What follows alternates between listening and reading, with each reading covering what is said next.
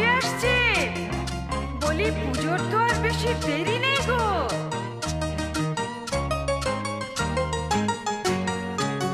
Thakurji